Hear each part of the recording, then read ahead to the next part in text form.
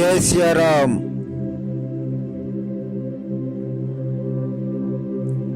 यह माया जब शिव जी और ब्रह्मा जी को भी मोह लेती है, तब दूसरा बेचारा क्या चीज है जी में ऐसा जानकर ही मुनि लोग उस माया के स्वामी भगवान का भजन करते हैं।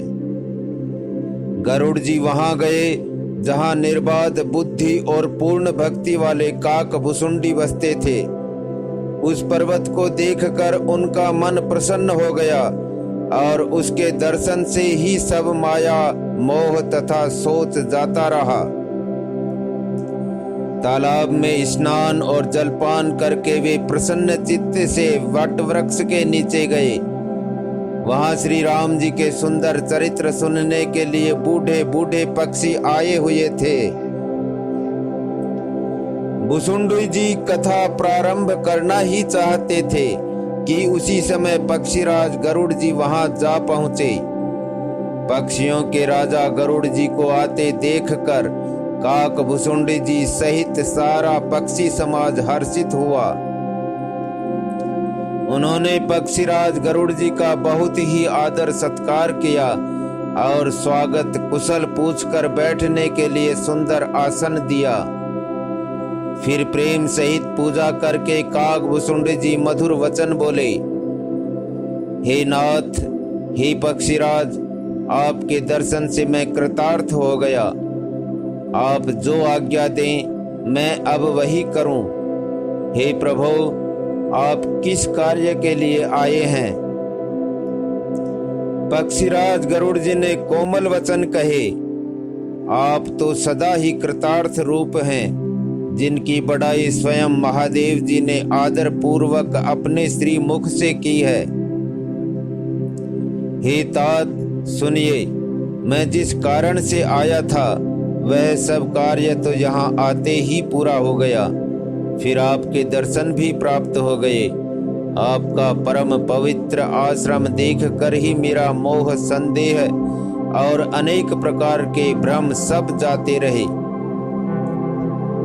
अब हे तात, आप मुझे श्री राम जी की अत्यंत पवित्र करने वाली, सदा सुख देने वाली और दुख समूह का नाश करने वाली कथा आदर सहित सुनाएं। हे प्रभु, मैं बार बार आपसे यही विनती करता हूँ। गरुड़ जी की विनम्र, सरल, सुंदर, प्रेम युक्त, सुप्रद और अत्यंत पवित्र वाणी सुनते ही भुसुंडी जी के मन में परम उत्साह हुआ और वे श्री रघुनाथ जी के गुणों की कथा कहने लगे। हे भवानी, पहले तो उन्होंने बड़े ही प्रेम से रामचरितमानस सरोवर का रूपक समझाकर कहा, फिर नारद जी का अपार मोह और फिर रावण का अवतार कहा, फिर प्रभु के अवतार की कथा वर्णन की। तदनंतर मन लगाकर श्री राम जी की बाल लीलाएं कही।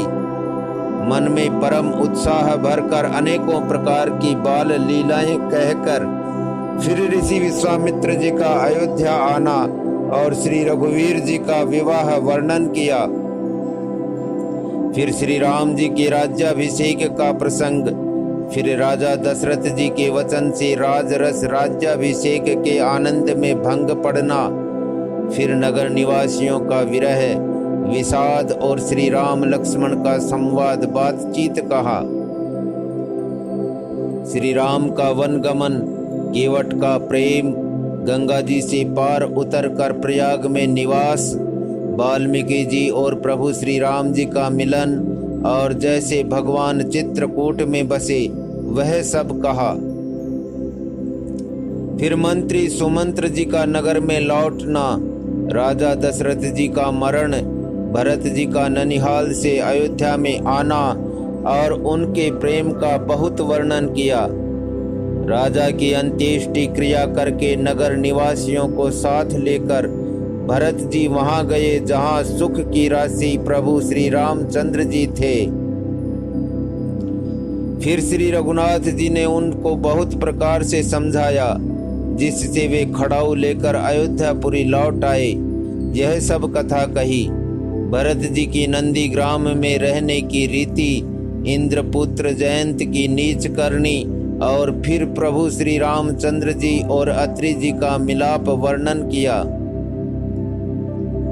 जिस प्रकार विराट का वध हुआ और सरभंग जी ने शरीर त्याग किया, वह प्रसंग कहकर फिर सुतीक्ष्ण जी का प्रेम वर्णन करके प्रभु और अगस्त्य जी का सत्संग वृतांत कहा। दंडक वन का पवित्र करना कहकर फिर भुसुंडी जी ने गृध्रराज के साथ मित्रता का वर्णन किया। फिर जिस प्रकार प्रभु ने पंचवटी में निवास किया और सब मुनियों के भय का नाश किया, और फिर जैसे लक्ष्मण जी को अनुपम उपदेश दिया और शूर्पणखा को कुरूप किया, वह सब वर्णन किया। फिर खरदूषण वध और जिस प्रकार रावण ने सब समाचार जाना, वह बखान कर कहा, तथा जिस प्रकार रावण और मारीच की बातचीत हुई, वह सब उन्होंने कही। फिर माया सीता का हरण और श्री रघुवीर के विरह का कुछ वर्णन किया। फिर प्रभु ने गिद्ध जटायु की जिस प्रकार क्रिया की, कबंध का वध करके सबरी को परम गति दी, फिर जिस प्रकार विरह वर्णन करते हुए श्री रघुवीर जी पंपा सर के तीर पर गए, वह सब कहा।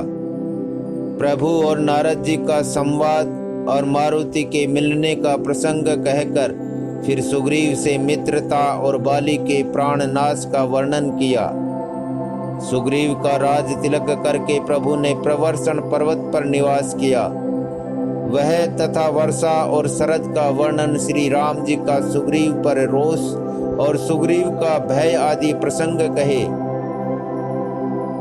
जिस प्रकार वानर राज सुग्रीव ने वानरों को भेजा और वे सीता जी की खोज में जिस प्रकार सब दिशाओं में गए, जिस प्रकार उन्होंने बिल में प्रवेश किया और फिर जैसे वानरों को संपाति मिला, वही कथा कही। संपाति से सब कथा सुनकर पवन पुत्र हनुमान जी जिस तरह अपार समुद्र को लांघ गए, फिर हनुमान जी ने जैसे लंका में प्रवेश किया और फिर जैसे सीता जी को धीरज दिया, सो सब कहा। अशोक वन को उजाड़ कर, रावण को समझाकर, लंकापुरी को जलाकर फिर जैसे उन्होंने समुद्र को लांघा, और जिस प्रकार सब वानर वहां आए जहां श्री रघुनाथ जी थे और आकर श्री जानकी जी की कुशल सुनाई। फिर जिस प्रकार सेना सहित श्री रघुवीर जाकर समुद्र के तट पर उतरे और जिस प्रकार विभीषण जी आकर उनसे मिले, वह सब और समुद्र के बांधने की कथा उसने सुनाई। पुल बांधकर जिस प्रकार वानरों की सेना समुद्र के पार उतरी और जिस प्रकार वीर श्रेष्ठ बाली पुत्र अंगद दूत बनकर गए, वह सब कहा। फिर राक्षसों और वानरों के युद्ध का अनेकों प्रकार से वर्णन किया। फिर कुंभकर्ण और मेघनाद के बल, पुरुषार्थ और संहार की कथा कही। नाना प्रकार के राक्षस समूह के मरण तथा श्री रघुनाथ जी और रावण के अनेक प्रकार के युद्ध का वर्णन किया। रावण वध, मंदोदरी का शोक, विभीषण का राज्याभिषेक और देवताओं का शोक रहित होना कहकर फिर सीता जी और श्री रघुनाथ जी का मिलाप कहा। जिस प्रकार देवताओं ने हाथ जोड़कर स्तुति की और फिर जैसे वानरों समेत पुष्पक विमान पर चढ़कर कृपा धाम प्रभु अवधपुरी को चले, वह कहा। जिस प्रकार श्री रामचंद्र जी अपने नगर अयोध्या में आए, वे सब उज्ज्वल चरित्र काक भुसुंडी जी ने विस्तार पूर्वक वर्णन किए। फिर उन्होंने श्री राम जी का राज्याभिषेक कहा। शिव जी कहते हैं, अयोध्यापुरी का और अनेक प्रकार की राजनीति का वर्णन करते हुए भुसुंडी जी ने वह सब कथा कही जो हे भवानी मैंने तुमसे कही। सारी राम कथा सुनकर गरुड़ जी मन में बहुत उत्साहित आनंदित होकर वचन कहने लगे। श्री रघुनाथ जी के सब चरित्र मैंने सुने, जिससे मेरा संदेह जाता रहा। हे काक शिरोमणि, आपके अनुग्रह से श्री राम जी के चरणों में मेरा प्रेम हो गया। युद्ध में प्रभु का नागपाश से बंधना देखकर मुझे अत्यंत मोह हो गया था। श्री राम जी तो सच्चिदानंद घन हैं, वे किस कारण व्याकुल हैं? बिल्कुल ही लौकिक मनुष्यों का सा चरित्र देखकर मेरे हृदय में भारी संदेह हो गया। मैं अब उस भ्रम संदेह को अपने लिए हित करके समझता हूँ। कृपा निधान ने मुझ पर यह बड़ा अनुग्रह किया। जो धूप से अत्यंत व्याकुल होता है वही वृक्ष की छाया का सुख जानता है। हे तात, यदि मुझे अत्यंत मोह न होता तो मैं आपसे किस प्रकार मिलता और कैसे अत्यंत विचित्र यह सुंदर हरि कथा सुनता जो आपने बहुत प्रकार से गाई है। वेद शास्त्र और पुराणों का यही मत है, सिद्ध और मुनि भी यही कहते हैं। इसमें संदेह नहीं कि शुद्ध सच्चे संत उसी को मिलते हैं जिसे श्री राम जी कृपा करके देखते हैं। श्री राम जी की कृपा से मुझे आपके दर्शन हुए और आपकी कृपा से मेरा संदेह चला गया। पक्षीराज गरुड़ जी की विनय और प्रेम युक्त वाणी सुनकर काकभुसुंड जी का शरीर पुलकित हो गया। उनके नेत्रों में जल भर आया और वे मन में अत्यंत हर्षित हुए। हे उमा, सुंदर बुद्धि वाले सुशील पवित्र कथा के प्रेमी और हरि के सेवक श्रोता को पाकर सज्जन अत्यंत गोपनीय सबके सामने प्रकट न करने योग्य रहस्य को भी प्रकट कर देते हैं। काकभुसुंडी जी ने फिर कहा, पक्षीराज पर उनका प्रेम कम न था, अर्थात बहुत था। हे नाथ, आप सब प्रकार से मेरे पूज्य हैं और श्री रघुनाथ जी के कृपा पात्र हैं। आपको न संदेह है और न मोह अथवा माया ही है। हे नाथ, आपने तो मुझ पर दया की है। हे पक्षीराज, मोह के बहाने श्री रघुनाथ जी ने आपको यहाँ भेजकर मुझे बढ़ाई दी है। हे पक्षियों के स्वामी, आपने अपना मोह कहा, सो हे गोसाई, यह कुछ आश्चर्य नहीं है। नारद जी, शिव जी, ब्रह्मा जी और सनकादि जो आत्म तत्व के मर्मज्ञ और उसका उपदेश करने वाले श्रेष्ठ मुनि हैं, उनमें से भी किस किस को मोह ने अंधा विवेक शून्य नहीं किया। जगत में ऐसा कौन है जिसे काम ने न नचाया हो? तृष्णा ने किसको मतवाला नहीं बनाया? क्रोध ने किसका हृदय नहीं जलाया? इस संसार में ऐसा कौन ज्ञानी, तपस्वी, सूरवीर, कवि, विद्वान और गुणों का धाम है जिसकी लोभ ने विडंबना मिट्टी पलीद ना की हो? लक्ष्मी के मद ने किसको टेढ़ा और प्रभुता ने किसको बहरा नहीं कर दिया? ऐसा कौन है जिसे मृग नयनी युवती स्त्री के नेत्र बाण ना लगे हों? रज तम आदि गुणों का किया हुआ सन्निपात किसे नहीं हुआ? ऐसा कोई नहीं है जिसे मान और मद ने अछूता छोड़ा हो। यौवन के ज्वर ने किसे आपे से बाहर नहीं किया। ममता ने किसके यश का नाश नहीं किया। मत्सर डाह ने किसको कलंक नहीं लगाया। शोक रूपी पवन ने किसे नहीं हिला दिया। चिंता रूपी सांपिन ने किसे नहीं खा लिया। जगत में ऐसा कौन है जिसे माया ना व्यापी हो? मनोरथ क्रीड़ा है, शरीर लकड़ी है। ऐसा धैर्यवान कौन है जिसके शरीर में यह कीड़ा न लगा हो? पुत्र की, धन की और लोक प्रतिष्ठा की इन तीन प्रबल इच्छाओं ने किसकी बुद्धि को मलिन नहीं कर दिया, बिगाड़ नहीं दिया? माया की प्रचंड सेना संसार भर में छाई हुई है। कामादि, काम, क्रोध और लोभ उसके सेनापति हैं और दंभ, कपट और पाखंड योद्धा हैं। वह माया श्री रघुवीर की दासी है। यद्यपि समझ लेने पर वह मिथ्या ही है, किंतु वह श्री राम जी की कृपा के बिना छूटती नहीं। हे नाथ, यह मैं प्रतिज्ञा करके कहता हूँ, जो माया सारे जगत को नचाती है और जिसका चरित्र करने किसी ने नहीं लख पाया।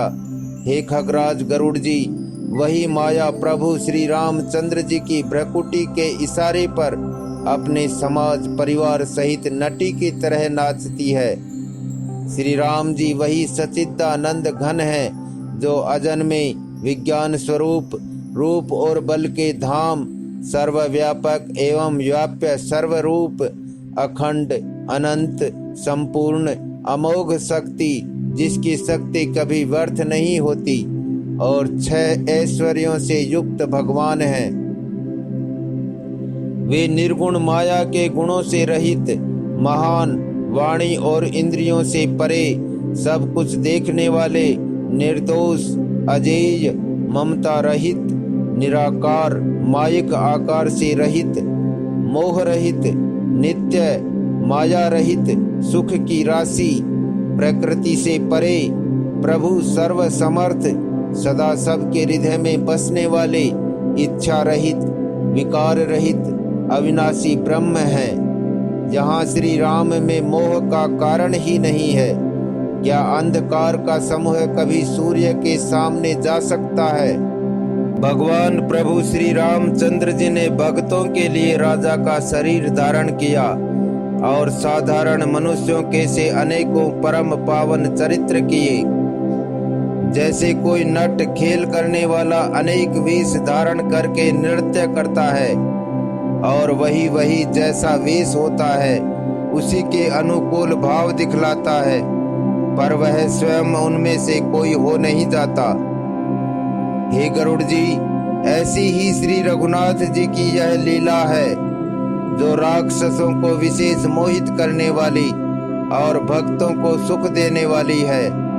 हे स्वामी, जो मनुष्य मलिन बुद्धि, विषयों के वश और कामी हैं, वे ही प्रभु पर इस प्रकार मोह का आरोप करते हैं। जब जिसको कमल आदि नेत्र दोष होता है, तब वह चंद्रमा को पीले रंग का कहता है। हे पक्षीराज, जब जिसे दिशा भ्रम होता है, तब वह कहता है कि सूर्य पश्चिम में उदय हुआ है। नौका पर चढ़ा हुआ मनुष्य जगत को चलता हुआ देखता है और मोहवश अपने को अचल समझता है। बालक घूमते हैं, चक्राकार दौड़ते हैं, घर आदि नहीं घूमते, पर वे आपस में एक दूसरे को झूठा कहते हैं। हे गरुड़ जी, श्री हरि के विषय में मोह की कल्पना भी ऐसी ही है। भगवान में तो स्वप्न में भी अज्ञान का प्रसंग अवसर नहीं है, किंतु जो माया के वश मंद बुद्धि और भाग्यहीन है और जिनके हृदय पर अनेकों प्रकार के पर्दे पड़े हैं, वे मूर्ख हट के वश होकर संदेह करते हैं और अपना अज्ञान श्री राम जी पर आरोपित करते हैं। जो काम, क्रोध, मद और लोभ में रत हैं और दुख रूप घर में आसक्त हैं, वे श्री रघुनाथ जी को कैसे जान सकते हैं? वे मूर्ख तो अंधकार रूपी कुएं में पड़े हुए।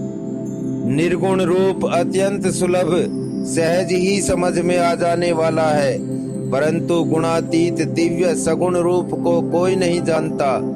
इसलिए उन सगुण भगवान के अनेक प्रकार के सुगम और अगम चरित्रों को सुनकर मुनियों के भी मन को भ्रम हो जाता है। हे पक्षीराज गरुड़ जी, श्री रघुनाथ जी की प्रभुता सुनिए। मैं अपनी बुद्धि के अनुसार वह सुहावनी कथा कहता हूँ। हे प्रभु, मुझे जिस प्रकार मोह हुआ वह सब कथा भी आपको सुनाता हूँ। हे तात, आप श्री राम जी के कृपा पात्र हैं। श्री हरि के गुणों में आपकी प्रीति है, इसीलिए आप मुझे सुख देने वाले हैं। इसी से मैं आपसे कुछ भी नहीं छिपाता और अत्यंत रहस्य की बातें आपको गाकर सुनाता हूँ। श्री रामचंद्र जी का सहज स्वभाव सुनिए।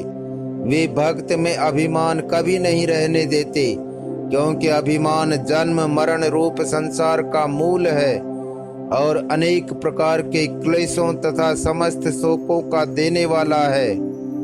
इसीलिए कृपानिधि उसे दूर कर देते हैं, क्योंकि सेवक पर उनकी बहुत ही अधिक ममता है। हे गोसाई, जैसे बच्चे के शरीर में फोड़ा हो जाता है तो माता उसे कठोर हृदय की भांति चिरा डालती है। यद्यपि बच्चा पहले फोड़ा चिराते समय दुख पाता है और अधीर होकर रोता है, तो भी रोग के नाश के लिए माता बच्चे की उस पीड़ा को कुछ भी नहीं गिनती, उसकी परवाह नहीं करती और फोड़े को चिरवा ही डालती है। उसी प्रकार श्री रघुनाथ जी अपने दास का अभिमान उसके हित के लिए हर लेते हैं। तुलसीदास जी कहते हैं कि ऐसे प्रभु को ब्रह्म त्याग कर क्यों नहीं भजते। हे गरुड़ जी, श्री राम जी की कृपा और अपनी जड़ता मूर्खता की बात कहता हूँ, मन लगाकर सुनिए। जब जब श्री रामचंद्र जी मनुष्य शरीर धारण करते हैं और भक्तों के लिए बहुत सी लीलाएं करते हैं, तब तब मैं अयोध्यापुरी जाता हूँ और उनकी बाल लीला देख कर हर्षित होता हूँ। जहाँ जाकर मैं जन्म महोत्सव देखता हूँ और भगवान की शिशु लीला में लुभाकर 5 वर्ष तक वहीं रहता हूँ। बालक रूप श्री रामचंद्र जी मेरे इष्ट देव हैं, जिनके शरीर में अरबों कामदेवों की शोभा है। हे गरुड़ जी, अपने प्रभु का मुख देख देख कर मैं नेत्रों को सफल करता हूँ। छोटे से कोये का शरीर धरकर और भगवान के साथ साथ फिरकर मैं उनके भांति भांति के बाल चरित्रों को देखा करता हूँ।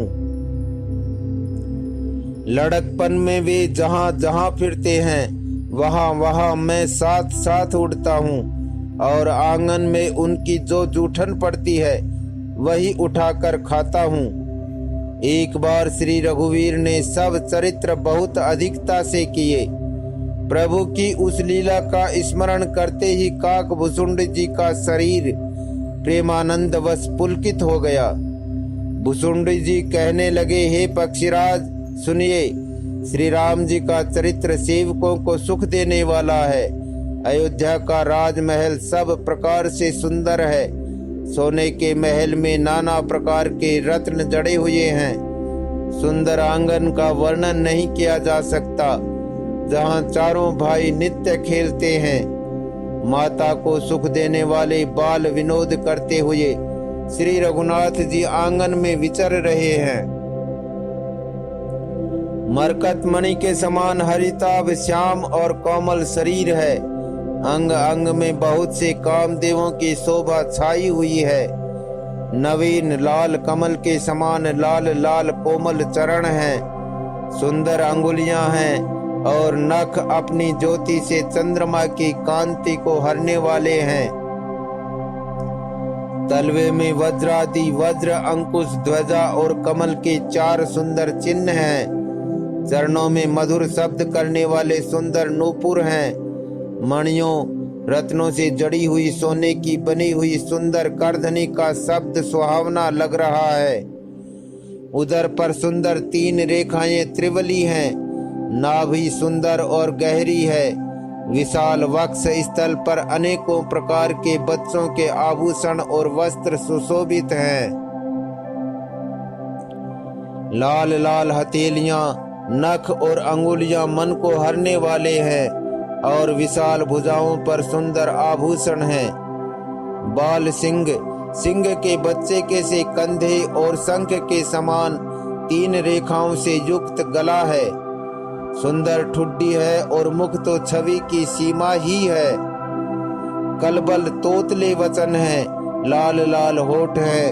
उज्जवल सुंदर और छोटी छोटी ऊपर और नीचे 2-2 दतुलियां हैं। सुंदर गाल, मनोहर नासिका और सब सुखों को देने वाली चंद्रमा की अथवा सुख देने वाली समस्त कलाओं से पूर्ण चंद्रमा की किरणों के समान मधुर मुस्कान है। नील कमल के समान नेत्र जन्म मृत्यु के बंधन से छुड़ाने वाले हैं। ललाट पर गोरोचन का तिलक सुशोभित है। बाहें टेढ़ी हैं। कान सम और सुंदर हैं। काले और घुंघराले केसों की छवि छा रही है। पीली और महीन जंगली शरीर पर शोभा दे रही है। उनकी किलकारी और चितवन मुझे बहुत ही प्रिय लगती है। राजा दशरथ जी के आंगन में विहार करने वाले रूप की राशि श्री रामचंद्र जी अपनी परछाई देखकर नाचते हैं और मुझसे बहुत प्रकार के खेल करते हैं, जिन चरित्रों का वर्णन करते मुझे लज्जा आती है। किलकारी मारते हुए जब वे मुझे पकड़ने दौड़ते और मैं भाग चलता, तब मुझे पुआ दिखलाते थे। मेरे निकट आने पर प्रभु हंसते हैं और भाग जाने पर रोते हैं, और जब मैं उनका चरण स्पर्श करने के लिए पास जाता हूँ, तब वे पीछे फिर फिर कर मेरी ओर देखते हुए भाग जाते हैं। साधारण बच्चों जैसी लीला देखकर मुझे मोह शंका हुआ कि सच्चिदानंद घन प्रभु यह कौन महत्व का चरित्र लीला कर रहे हैं।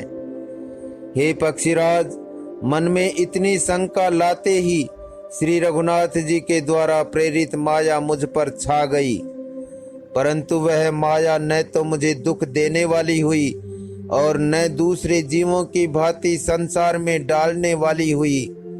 हे नाथ, यहाँ कुछ दूसरा ही कारण है। हे भगवान के वाहन गरुड़ जी, उसे सावधान होकर सुनिए। एक सीतापति श्री राम जी ही अखंड मानव स्वरूप हैं और जड़ चेतन सभी जीव माया के वश हैं। यदि जीवों को एक रस अखंड ज्ञान रहे तो कहिए फिर ईश्वर और जीव में भेद ही कैसा। अभिमानी जीव माया के वश है और वह सत्व रज तम इन 3 गुणों की खान माया ईश्वर के वश में है। जीव परतंत्र है, भगवान स्वतंत्र है। जीव अनेक हैं, श्रीपति भगवान एक है। यद्यपि माया का किया हुआ यह भेद असत है, तथापि वह भगवान के भजन बिना करोड़ों उपाय करने पर भी नहीं जा सकता। श्री रामचंद्र जी के भजन बिना जो मोक्ष पद चाहता है, वह मनुष्य ज्ञानवान होने पर भी बिना पूंछ और सींग का पशु है। सभी तारागणों के साथ 16 कलाओं से पूर्ण चंद्रमा उदय हो और जितने पर्वत हैं उन सब में दावाग्नि लगा दी जाए, तो भी सूर्य के उदय हुए बिना रात्रि नहीं जा सकती। हे पक्षीराज, इसी प्रकार श्री हरि के भजन बिना जीवों का क्लेश नहीं मिटता। श्री हरि के सेवक को अविद्या नहीं व्यापती, प्रभु की प्रेरणा से उसे विद्या व्यापती है। हे पक्षी श्रेष्ठ, इससे दास का नाश नहीं होता और भेद भक्ति बढ़ती है। श्री राम जी ने मुझे जब भ्रम से चकित देखा, तब वे हंसे। वह विशेष चरित्र सुनिए। उस खेल का मर्म किसी ने नहीं जाना, न छोटे भाइयों ने और न माता पिता ने ही। वे श्याम शरीर और लाल लाल हथेली और चरण तल वाले बाल रूप श्री राम जी घुटने और हाथों के बल मुझे पकड़ने को दौड़े। हे सर्पों के शत्रु गरुड़ जी, तब मैं भाग चला। श्री राम जी ने मुझे पकड़ने के लिए भुजा फैलाई। मैं जैसे जैसे आकाश में दूर उड़ता, वैसे वैसे ही वहां श्री हरि की भुजा को अपने पास देखता था। मैं ब्रह्मलोक तक गया और जब उड़ते हुए मैंने पीछे की ओर देखा, तो हे तात, श्री राम जी की भुजा में और मुझ में केवल 2 ही अंगुल का बीच था। 7 अवतरणों को भेद कर जहाँ तक मेरी गति थी, वहां तक मैं गया, पर वहां भी प्रभु की भुजा को अपने पीछे देखकर मैं व्याकुल हो गया। जब मैं भयभीत हो गया, तब मैंने आंखें मूंद ली।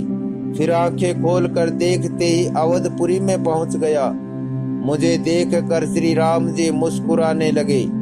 उनके हंसते ही मैं तुरंत उनके मुख में चला गया। हे पक्षीराज, सुनिए, मैंने उनके पेट में बहुत से ब्रह्मांडों के समूह देखे। वहां उन ब्रह्मांडों में अनेकों विचित्र लोक थे, जिनकी रचना एक से एक बढ़कर थी। करोड़ों ब्रह्मा जी और शिव जी, अनगिनत तारागण सूर्य और चंद्रमा, अनगिनत लोकपाल, यम और काल, अनगिनत विशाल पर्वत और भूमि, असंख्य समुद्र, नदी, तालाब और वन तथा और भी नाना प्रकार की सृष्टि का विस्तार देखा। देवता, मुनि, सिद्ध, नाग, मनुष्य, किन्नर तथा चारों प्रकार के जड़ और चेतन जीव देखे, जो कभी न देखा था, न सुना था और जो मन में भी नहीं समा सकता था, अर्थात जिसकी कल्पना भी नहीं की जा सकती थी। वही सब अद्भुत सृष्टि मैंने देखी, तब उसका किस प्रकार वर्णन किया जाए। मैं एक एक ब्रह्मांड में एक एक 100 वर्ष तक रहा। इस प्रकार मैं अनेकों ब्रह्मांड देखता फिरा। प्रत्येक लोक में भिन्न भिन्न ब्रह्मा, भिन्न भिन्न विष्णु, शिव, मनु, दिक्पाल, मनुष्य, गंधर्व, भूत, वेताल, किन्नर, राक्षस, पशु, पक्षी, सर्प तथा नाना जाति के देवता एवं दैत्य गण थे। सभी जीव वहां दूसरे ही प्रकार के थे। अनेक पृथ्वी, नदी, समुद्र, तालाब, पर्वत तथा सब सृष्टि वहां दूसरी प्रकार की थी। प्रत्येक ब्रह्मांड में मैंने अपना रूप देखा तथा अनेकों अनुपम वस्तुएं देखी। प्रत्येक भुवन में न्यारी ही अवधपुरी, भिन्न ही सरयू जी और भिन्न प्रकार के ही नर नारी थे। हे तात सुनिए, दशरथ जी, कौशल्या जी और भरत जी आदि भाई भी भिन्न भिन्न रूपों के थे। मैं प्रत्येक ब्रह्मांड में राम अवतार और उनकी अपार बाल लीलाएं देखता फिरता। हे हरिवाहन, मैंने सभी कुछ भिन्न भिन्न और अत्यंत विचित्र देखा। मैं अनगिनत ब्रह्मांडों में फिरा, पर प्रभु श्री रामचंद्र जी को मैंने दूसरी तरह का नहीं देखा। सर्वत्र वही शिशुपन, वही शोभा और वही कृपालु श्री रघुवीर। इस प्रकार मोह रूपी पवन की प्रेरणा से मैं भुवन भुवन में देखता फिरता था। अनेक ब्रह्मांडों में भटकते मुझे मानो 100 कल्प बीत गए। फिरता फिरता मैं अपने आश्रम में आया और कुछ काल वहां रहकर बिताया। फिर जब अपने प्रभु का अवधपुरी में जन्म अवतार सुन पाया, तब प्रेम से परिपूर्ण होकर मैं हर्ष पूर्वक उठ दौड़ा। जाकर मैंने जन्म महोत्सव देखा, जिस प्रकार मैं पहले वर्णन कर चुका हूँ। श्री रामचंद्र जी के पेट में मैंने बहुत से जगत देखे, जो देखते ही बनते थे, वर्णन नहीं किए जा सकते। वहां फिर मैंने सुजान माया के स्वामी कृपालु भगवान श्री राम को देखा। मैं बार बार विचार करता था, मेरी बुद्धि मोह रूपी कीचड़ से व्याप्त थी। यह सब मैंने 2 ही घड़ी में देखा। मन में विशेष मोह होने से मैं थक गया। मुझे व्याकुल देखकर तब कृपालु श्री रघुवीर हंस दिए। हे धीर बुद्धि गरुड़ जी, सुनिए। उनके हंसते ही मैं मुंह से बाहर आ गया। श्री रामचंद्र जी मेरे साथ फिर वही लड़कपन करने लगे। मैं करोड़ों असंख्य प्रकार से मन को समझाता था, पर वह शांति नहीं पाता था। यह बाल चरित्र देखकर और पेट के अंदर देखी हुई उस प्रभुता का स्मरण कर मैं शरीर की सुध भूल गया और हे आर्तजनों के रक्षक, रक्षा कीजिए, रक्षा कीजिए, पुकारता हुआ पृथ्वी पर गिर पड़ा। मुख से बात नहीं निकलती थी। तदनंतर प्रभु ने मुझे प्रेम विह्वल देखकर अपनी माया की प्रभुता प्रभाव को रोक लिया। प्रभु ने अपना कर कमल मेरे सिर पर रखा। दीन दयालु ने मेरा संपूर्ण दुख हर लिया। सेवकों को सुख देने वाले कृपा के समूह कृपामय श्री राम जी ने मुझे मोह से सर्वथा रहित कर दिया। उनकी पहले वाली प्रभुता को विचार विचार कर याद कर कर के मेरे मन में बड़ा भारी हर्ष हुआ।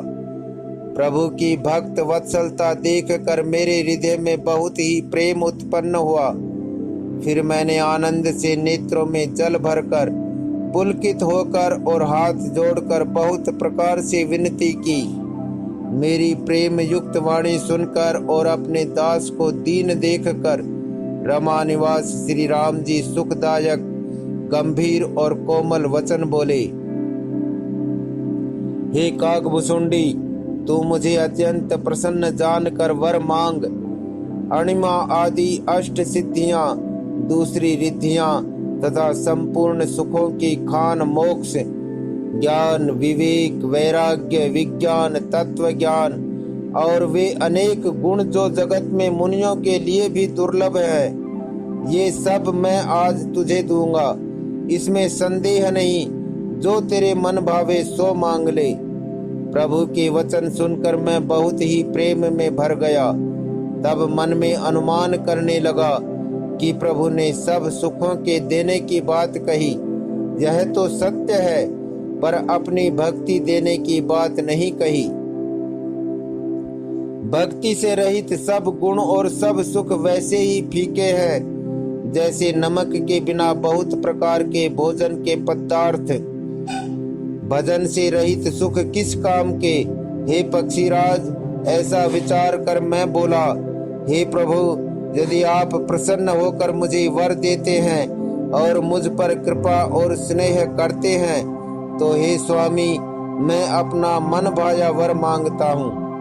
आप उदार हैं और हृदय के भीतर की जानने वाले हैं।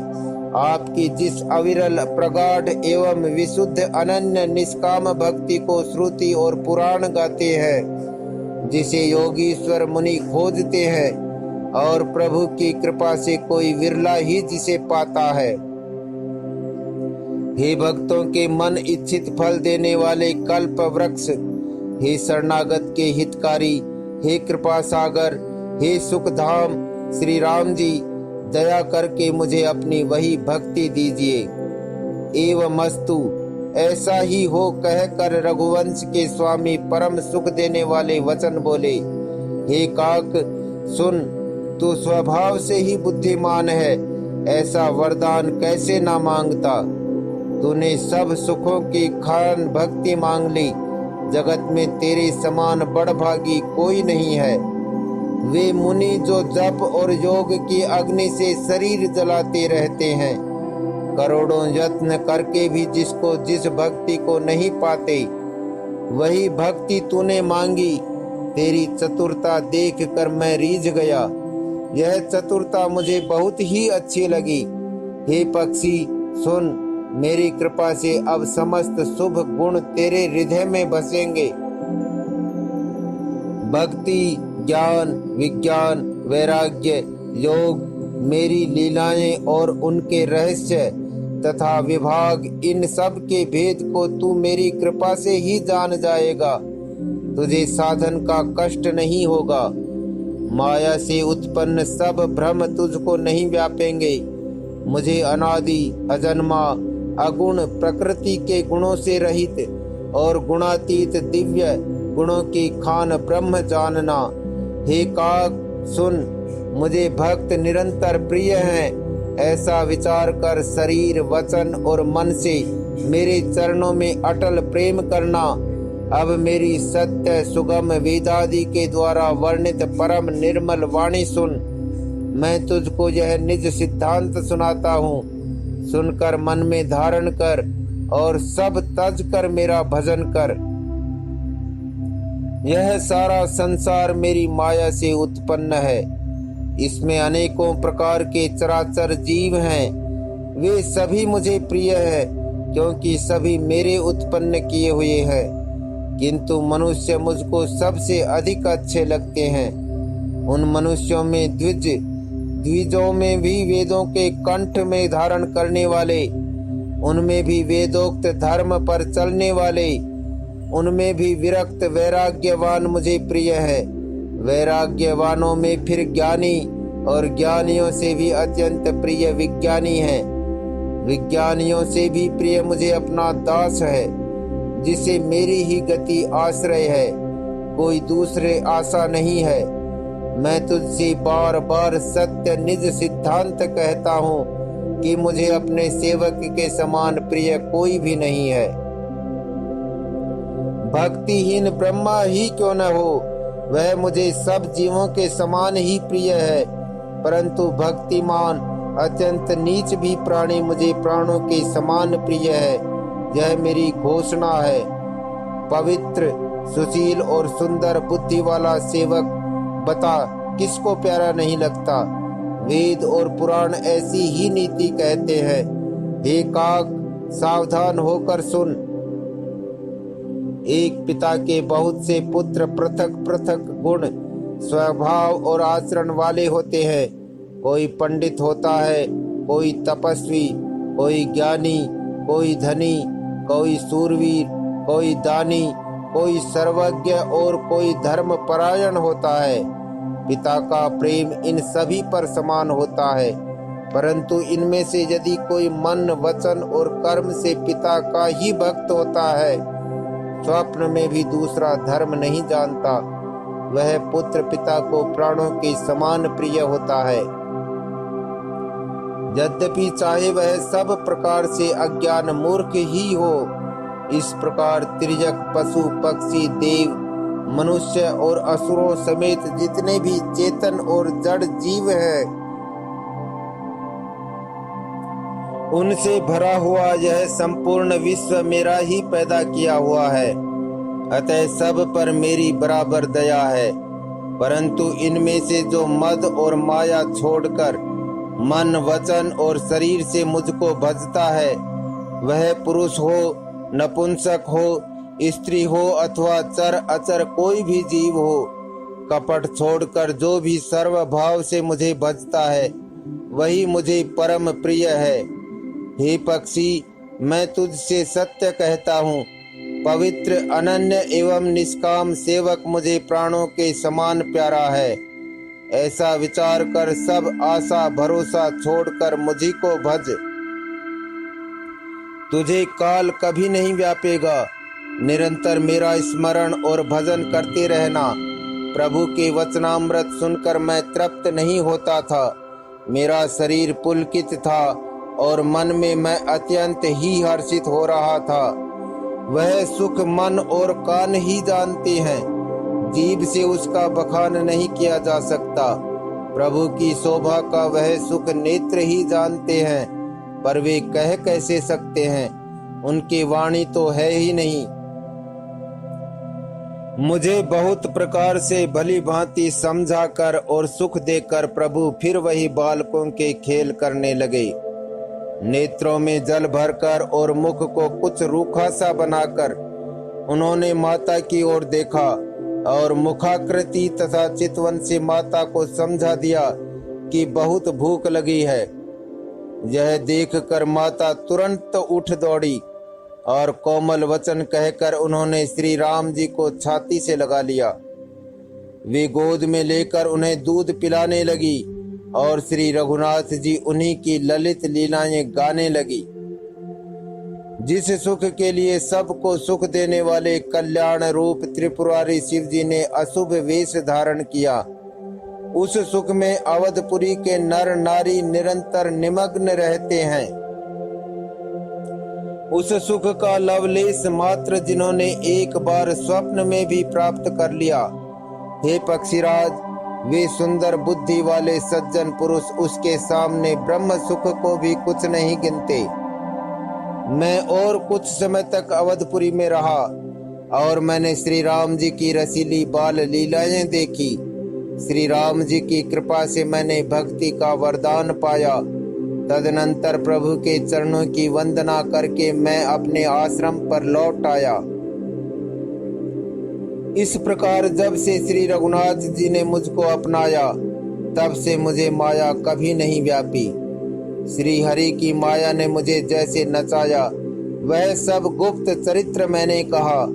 हे पक्षीराज गरुड़, अब मैं आपसे अपना निजी अनुभव कहता हूँ।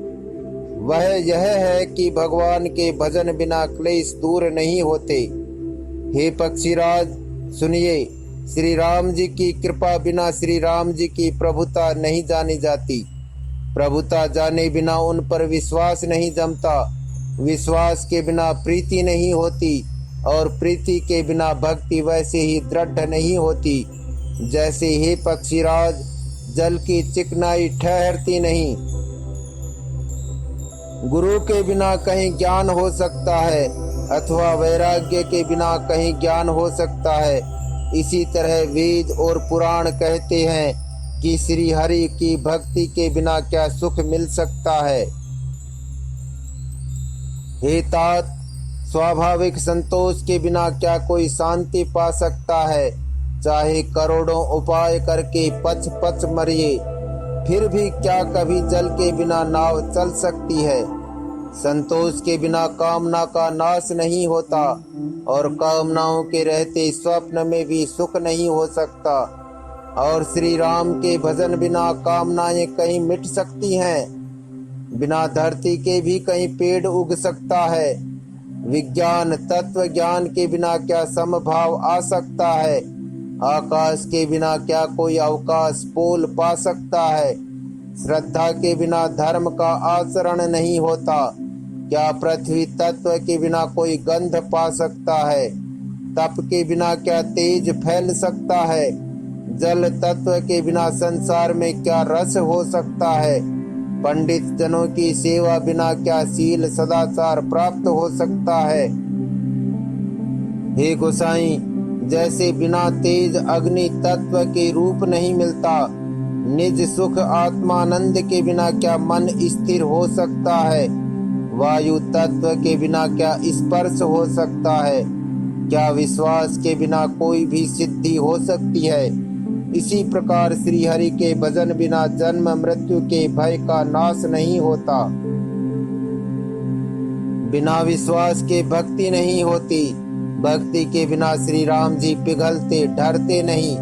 और श्री राम जी की कृपा के बिना जीव स्वप्न में भी शांति नहीं पाता।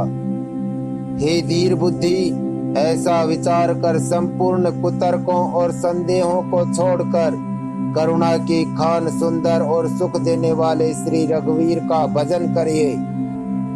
हे पक्षीराज, हे नाथ, मैंने अपनी बुद्धि के अनुसार प्रभु के प्रताप और महिमा का गान किया। मैंने इसमें कोई बात युक्ति से बढ़ाकर नहीं कही है। यह सब अपनी आंखों देखी कही है। श्री रघुनाथ जी की महिमा, नाम, रूप और गुणों की कथा सभी अपार एवं अनंत हैं तथा श्री रघुनाथ जी स्वयं भी अनंत हैं। मुनिगण अपनी अपनी बुद्धि के अनुसार श्री हरि के गुण गाते हैं। वेद, शेष और शिव जी भी उनका पार नहीं पाते। आप से लेकर मच्छर पर्यंत सभी छोटे बड़े जीव आकाश में उड़ते हैं, किंतु आकाश का अंत कोई नहीं पाता। इसी प्रकार हे तात, श्री रघुनाथ जी की महिमा भी अथाह है। क्या कभी कोई उसकी था पा सकता है। श्री राम जी का अरबों कामदेवों के समान सुंदर शरीर है। वे अनंत कोटि दुर्गाओं के समान शत्रुनाशक हैं। अरबों इंद्रों के समान उनका विलास ऐश्वर्य है। अरबों आकाशों के समान उनमें अनंत अवकाश स्थान है। अरबों पवन के समान उनमें महान बल है और अरबों सूर्यों के समान प्रकाश है। अरबों चंद्रमाओं के समान वे शीतल और संसार के समस्त भयों का नाश करने वाले हैं। अरबों कालों के समान वे अत्यंत दुस्तर, दुर्गम और दुरंत हैं। वे भगवान अरबों धूमकेतुओं, पुच्छल तारों के समान अत्यंत प्रबल हैं। अरबों पातालों के समान प्रभु अथाह हैं। अरबों यमराजों के समान भयानक हैं। अनंत कोटि तीर्थों के समान वे पवित्र करने वाले हैं।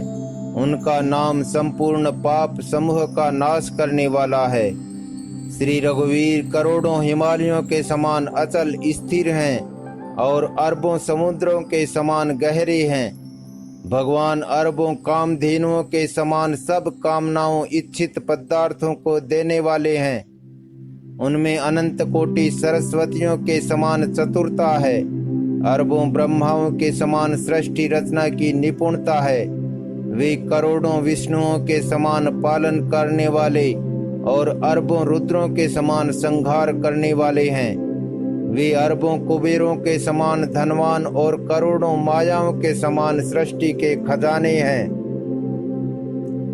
बोझ उठाने में भी अरबों शीशों के समान हैं। अधिक क्या, जगदीश्वर प्रभु श्री राम जी सभी बातों में सीमा रहित और उपमा रहित हैं। श्री राम जी उपमा रहित हैं, उनकी कोई दूसरी उपमा है ही नहीं। श्री राम के समान श्री राम ही हैं, ऐसा वेद कहते हैं। जैसे अरबों जुगनुओं के समान कहने से सूर्य प्रशंसा को नहीं वरन अत्यंत लघुता को ही प्राप्त होता है, सूर्य की निंदा ही होती है। इसी प्रकार अपने अपने बुद्धि के विकास के अनुसार मुनीश्वर श्री हरि का वर्णन करते हैं, किंतु प्रभु भक्तों के भाव मात्र को ग्रहण करने वाले और अत्यंत कृपालु हैं। वे उस वर्णन को प्रेम सहित सुनकर सुख मानते हैं। श्री राम जी अपार गुणों के समुद्र हैं, क्या उनकी कोई था पा सकता है। संतों से मैंने जैसे कष्ट सुना था वही आपको सुनाया। सुख के भंडार करुणा धाम भगवान भाव प्रेम के वश हैं। अतएव ममता मद और मान को छोड़कर सदा श्री जानकी नाथ जी का ही भजन करना चाहिए। भुसुंडी जी के सुंदर वचन सुनकर पक्षीराज ने हर्षित होकर अपने पंख फुला लिए। उनके नेत्रों में प्रेमानंद के आंसुओं का जल आ गया और मन अत्यंत हर्षित हो गया। उन्होंने श्री रघुनाथ जी का प्रताप हृदय में धारण किया। वे अपने पिछले मोह को समझकर याद करके पछताने लगे कि मैंने अनादि ब्रह्म को मनुष्य करके माना। गरुड़ जी ने बार बार काक भुसुंडी जी के चरणों पर सिर नवाया और उन्हें श्री राम जी के ही समान जानकर प्रेम बढ़ाया। गुरु के बिना कोई भवसागर नहीं तर सकता, चाहे वह ब्रह्मा जी और शंकर जी के समान ही क्यों न हो। गरुड़ जी ने कहा, हे तात, मुझे संदेह रूपी सर्प ने डस लिया था और सांप के डसने पर जैसे विष चढ़ने से लहरें आती हैं, वैसे ही बहुत सी कुतर्क रूपी दुख देने वाली लहरें आ रही थी। आपके स्वरूप रूपी गारुड़ी सांप का विष उतारने वाले के द्वारा भक्तों को सुख देने वाले श्री रघुनाथ जी ने मुझे जिला लिया। आपकी कृपा से मेरा मोह नाश हो गया और मैंने श्री राम जी का अनुपम रहस्य जाना। उनकी भुसुंडी जी की बहुत प्रकार से प्रशंसा करके सिर नवाकर और हाथ जोड़कर फिर गरुड़ जी प्रेम पूर्वक विनम्र और कोमल वचन बोले, हे प्रभु, हे स्वामी, मैं अपने अविवेक के कारण आपसे पूछता हूँ। हे कृपा के समुद्र, मुझे अपना निज दास जानकर आदर पूर्वक विचार पूर्वक मेरे प्रश्न का उत्तर कहिए। आप सब कुछ जानने वाले हैं, तत्व के ज्ञाता हैं, अंधकार माया से परे, उत्तम बुद्धि से युक्त, सुशील सरल आचरण वाले, ज्ञान वैराग्य और विज्ञान के धाम और श्री रघुनाथ जी के प्रिय दास हैं। आपने यह काक शरीर किस कारण से पाया? हे तात, सब समझाकर मुझसे कहिए। हे स्वामी, हे आकाशगामी, यह सुंदर रामचरितमानस आपने कहाँ पाया, सो कहिए। हे नाथ, मैंने शिव जी से ऐसा सुना है कि महाप्रलय में भी आपका नाश नहीं होता और ईश्वर शिव जी कभी मिथ्या वचन कहते नहीं। वह भी मेरे मन में संदेह है, क्योंकि हे नाथ, नाग मनुष्य देवता आदि चर अचर जीव तथा यह सारा जगत काल का कलेवा है। असंख्य ब्रह्मांडों का नाश करने वाला काल सदा बड़ा ही अनिवार्य है।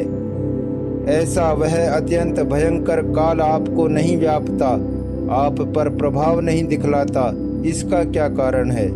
हे कृपालु, मुझे कहिए, यह ज्ञान का प्रभाव है या योग का बल है? हे प्रभु, आपके आश्रम में आते ही मेरा मोह और भ्रम भाग गया, इसका क्या कारण है? हे नाथ, यह सब प्रेम सहित कहिए। हे उमा, गरुड़ जी की वाणी सुनकर काक भुसुंडी जी हर्षित हुए और परम प्रेम से बोले, हे सर्पों के शत्रु, आपकी बुद्धि धन्य है, धन्य है। आपके प्रश्न मुझे बहुत ही प्यारे लगे। आपके प्रेम युक्त सुंदर प्रश्न सुनकर मुझे अपने बहुत जन्मों की याद आ गई। मैं अपनी सब कथा विस्तार से कहता हूँ। हे तात, आदर सहित मन लगाकर सुनिए। अनेक जप तप यज्ञ सम, मन को रोकना, दम इंद्रियों को रोकना, व्रत दान वैराग्य विवेक योग विज्ञान आदि सब का फल श्री रघुनाथ जी के चरणों में प्रेम होना है। इसके बिना कोई कल्याण नहीं पा सकता। मैंने इसी शरीर से श्री राम जी की भक्ति प्राप्त की है। इसी से इस पर मेरी ममता अधिक है। जिससे अपना कुछ स्वार्थ होता है उस पर सभी कोई प्रेम करते हैं।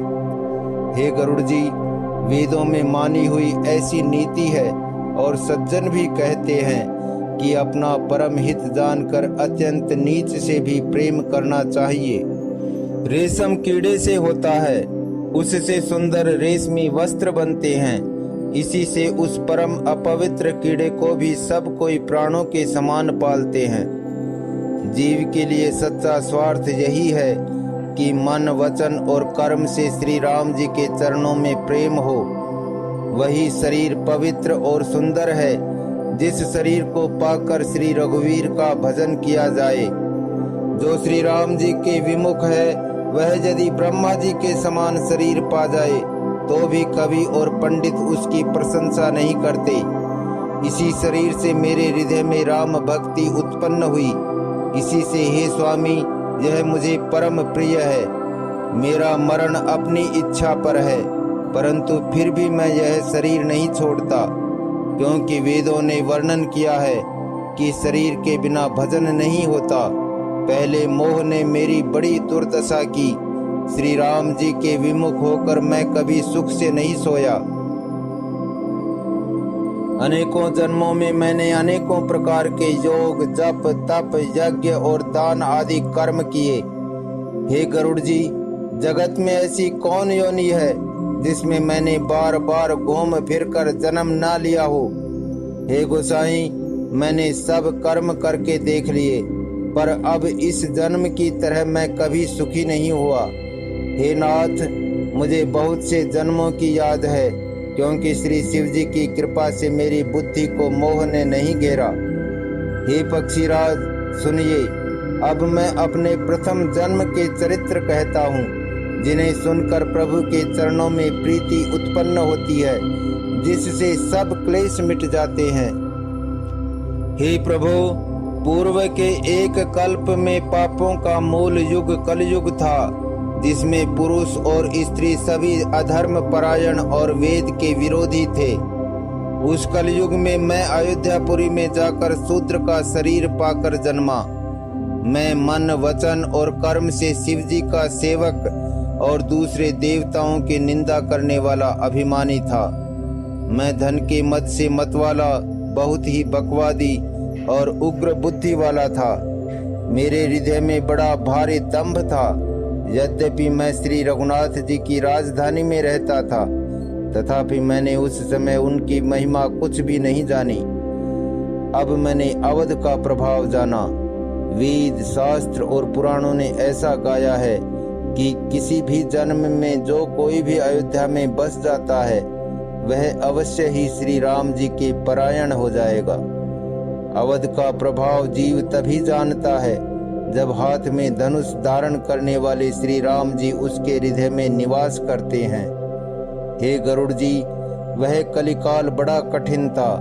उसमें सभी नर नारी पाप परायण पापों में लिप्त थे। कलयुग के पापों ने सब धर्मों को ग्रस लिया। सदग्रंथ लुप्त हो गए। दंभियों ने अपनी बुद्धि से कल्पना कर करके बहुत से पंथ प्रकट कर दिए। सभी लोग मोह के वश हो गए। शुभ कर्मों को लोभ ने हड़प लिया। हे ज्ञान के भंडार, हे श्री हरि के वाहन, सुनिए, अब मैं कली के कुछ धर्म कहता हूँ। कलयुग में न वर्ण धर्म रहता है, न चारों आश्रम रहते हैं। सब पुरुष स्त्री वेद के विरोध में लगे रहते हैं। ब्राह्मण वेदों के बेचने वाले और राजा प्रजा को खा डालने वाले होते हैं। वेद की आज्ञा कोई नहीं मानता। जिसको जो अच्छा लग जाए वही मार्ग है। जो डींग मारता है वही पंडित है। जो मिथ्या आरंभ करता है आडंबर रचता है, और जो दंभ में रत है उसी को सब कोई संत कहते हैं। जो जिस किसी प्रकार से दूसरे का धन हरण कर ले वही बुद्धिमान है। जो दंभ करता है वही बड़ा आचारी है। जो झूठ बोलता है और हंसी दिल्लगी करना जानता है, कलयुग में वही गुणवान कहा जाता है। जो आचारहीन है और वेद मार्ग को छोड़े हुए है, कलयुग में वही ज्ञानी और वही वैराग्यवान है। जिसके बड़े बड़े नख और लंबी लंबी जटाएं हैं, वही कलयुग में प्रसिद्ध तपस्वी है। जो अमंगल वेश और अमंगल भूषण धारण करते हैं और भक्ष्य अभक्ष्य खाने योग्य और न खाने योग्य सब कुछ खा लेते हैं, वे ही योगी हैं, वे ही सिद्ध हैं और वे ही मनुष्य कलयुग में पूज्य हैं। जिनके आचरण दूसरों का अपकार अहित करने वाले हैं, उन्हीं का बड़ा गौरव होता है और वे ही सम्मान के योग्य होते हैं। जो मन वचन और कर्म से लबाड़ झूठ बकने वाले हैं, वे ही कलयुग में वक्ता माने जाते हैं। हे गोसाई, सभी मनुष्य स्त्रियों के विशेष वश में हैं और बाजीगर के बंदर की तरह उनके नचाए नाचते हैं। ब्राह्मणों को शूद्र ज्ञानोपदेश करते हैं और गले में जनेऊ डालकर कुत्सित दान लेते हैं। सभी पुरुष काम और लोभ में तत्पर और क्रोधी होते हैं। देवता ब्राह्मण वेद और संतों के विरोधी होते हैं। अभागिनी स्त्रियां गुणों के धाम सुंदर पति को छोड़कर पर पुरुष का सेवन करती हैं। सुहागिनी स्त्रियां तो आभूषणों से रहित होती हैं, पर विधवाओं के नित्य नए श्रृंगार होते हैं। शिष्य और गुरु में बहरे और अंधे का सा हिसाब होता है। एक शिष्य गुरु के उपदेश को सुनता नहीं, एक गुरु देखता नहीं, उसे ज्ञान दृष्टि प्राप्त नहीं है। जो गुरु शिष्य का धन हरण करता है पर शोक नहीं हरण करता, वह घोर नरक में पड़ता है। माता पिता बालकों को बुलाकर वही धर्म सिखलाते हैं जिससे पेट भरे।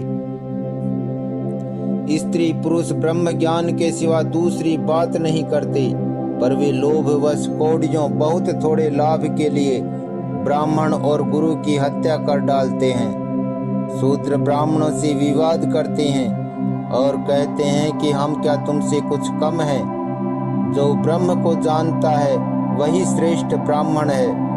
ऐसा कहकर वे उन्हें डांट कर आंखें दिखलाते हैं। जो पराई स्त्री में आसक्त, कपट करने में चतुर और मोह द्रोह और ममता में लिपटे हुए हैं, वे ही मनुष्य अभेदवादी ब्रह्म और जीव को एक बताने वाले ज्ञानी हैं।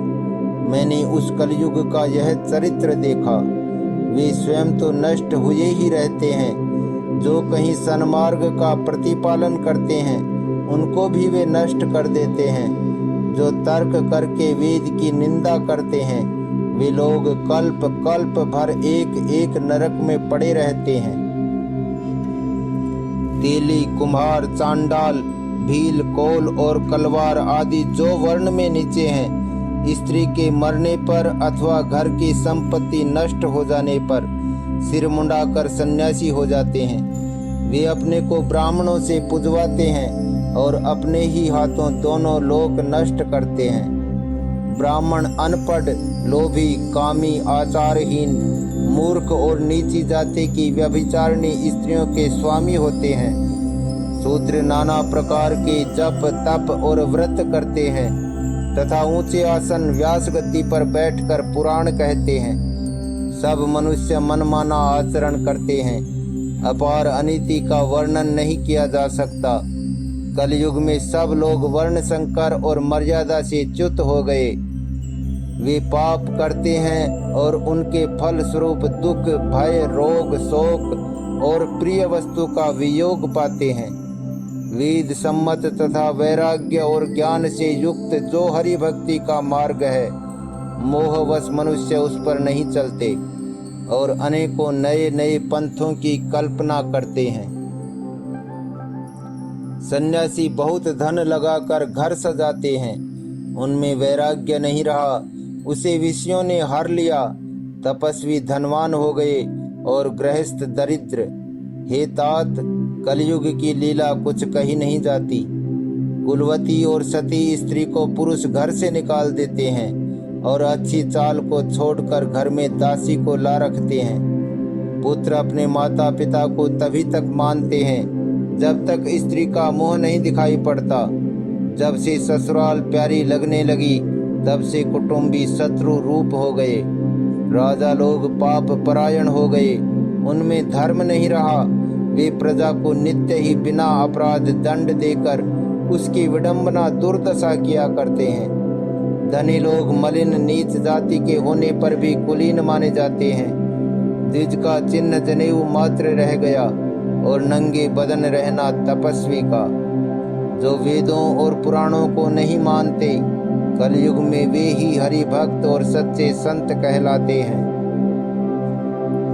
कवियों के तो झुंड हो गए, पर दुनिया में उदार कवियों का आश्रयदाता सुनाई नहीं पड़ता।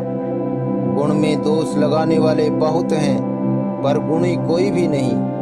कलयुग में बार बार अकाल पड़ते हैं, अन्न के बिना सब लोग दुखी होकर मरते हैं। हे पक्षीराज गरुड़ जी, सुनिए, कलयुग में कपट, हठ, दुराग्रह, दंभ, द्वेष, पाखंड, मान, मोह और काम आदि अर्थात काम, क्रोध और लोभ तथा मद ब्रह्मांड भर में व्याप्त हो गए, छा गए।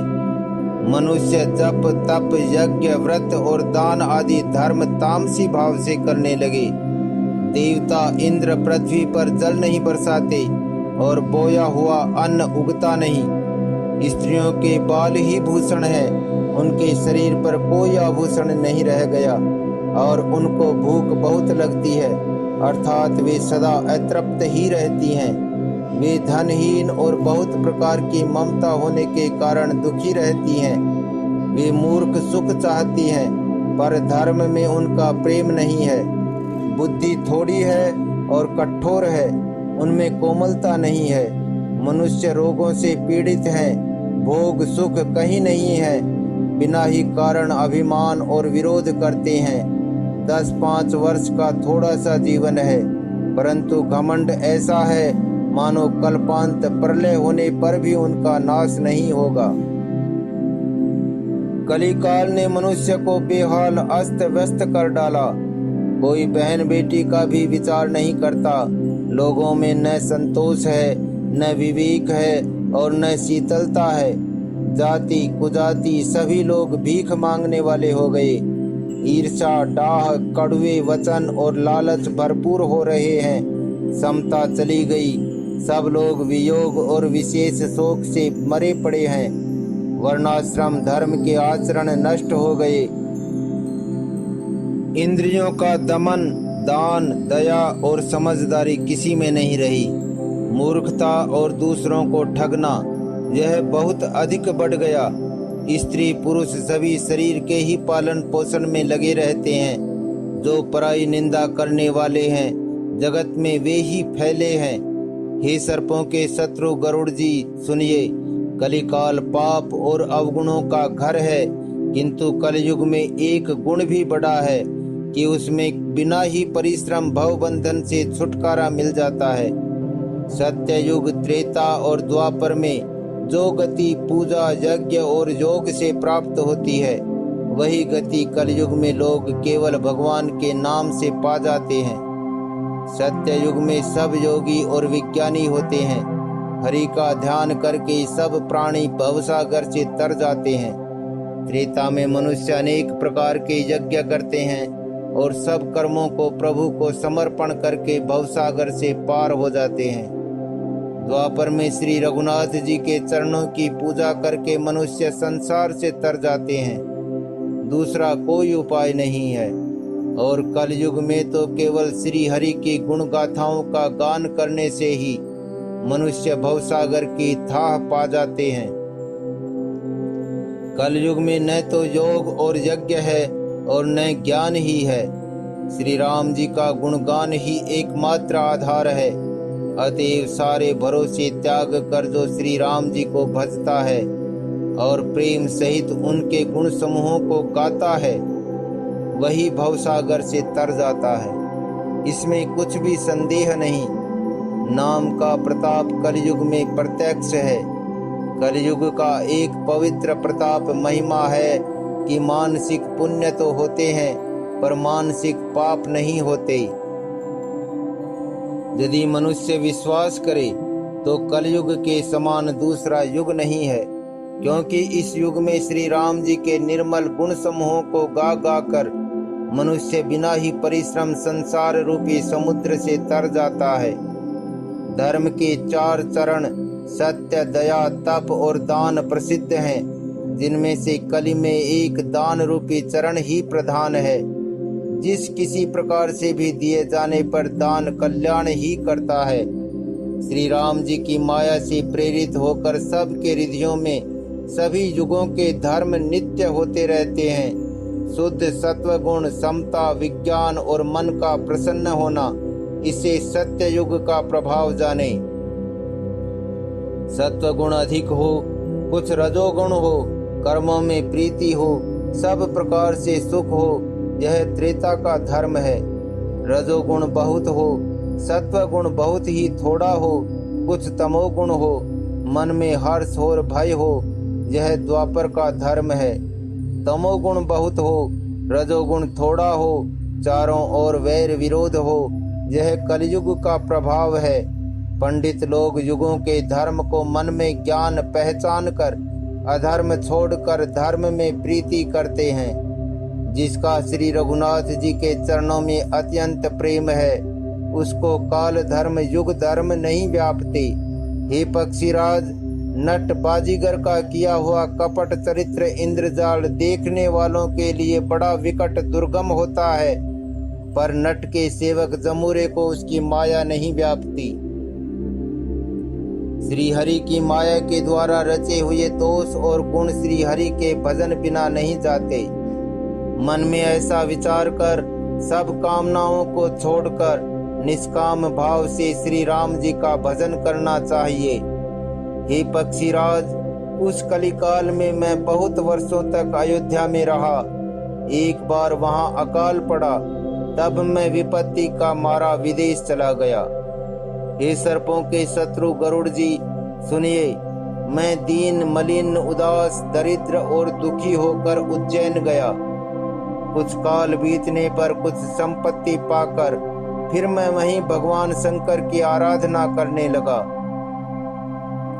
एक ब्राह्मण वेद विधि से सदा शिव जी की पूजा करते, उन्हें दूसरा कोई काम न था। वे परम साधु और परमार्थ के ज्ञाता थे। वे शंभु के उपासक थे, पर श्री हरि की निंदा करने वाले न थे। मैं कपट पूर्वक उनकी सेवा करता। ब्राह्मण बड़े ही दयालु और नीति के घर थे। हे स्वामी, बाहर से नम्र देखकर ब्राह्मण मुझे पुत्र की भांति मानकर पढ़ाते थे। उन ब्राह्मण श्रेष्ठ ने मुझको शिव जी का मंत्र दिया और अनेकों प्रकार के शुभ उपदेश किए। मैं शिव जी के मंदिर में जाकर मंत्र जपता। मेरे हृदय में दंभ और अहंकार बढ़ गया। मैं दुष्ट, नीच जाति और पापमयी मलिन बुद्धि वाला मोहवश श्री हरि के भक्तों और द्विजों को देखते ही जल उठता और विष्णु भगवान से द्रोह करता था। गुरुजी मेरे आचरण देखकर दुखित थे।